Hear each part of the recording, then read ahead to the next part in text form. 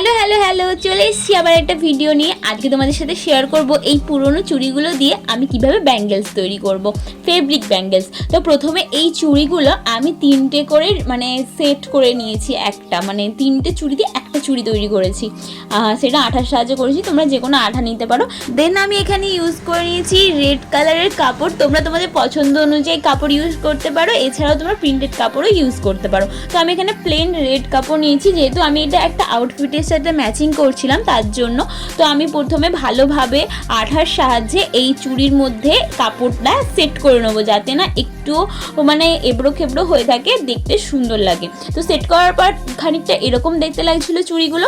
দেন আমি fabric colour দিয়ে একটুখানি ফুল ডিজাইন করে নিয়েছি। তোমার যদি প্রিন্টেড থাকে তো তোমরা প্রিন্টেড কাপড় ইউজ করতে পারো, তাতে আর ড্রয়িং করার কোনো প্রয়োজন হবে না। তো ড্রয়িং করার পর এরকম দেখতে লাগছিল, তাও আমার মনে হচ্ছিলো ফাঁকা ফাঁকা। তো আমি বাড়িতে আসার পর আমি এরকম যে ঘুঙরুগুলো হয়, তো আমি এগুলো সুতো আর ছুঁচের সাহায্যে সেট করে দিই এর মধ্যে, আর দেখতে এরকম লাগছিল। আর ফাইনাল লুকটা হচ্ছে এটা। তোমাদের কেমন লাগলো অবশ্যই জানিও। আমার তো বেশ ভালোই লাগছে, কখন পরবো সেই উল্লাসটা ধরে রাখতে না পেরে পরেই ফেলেছি। কেমন লাগছে জানিও। বাই।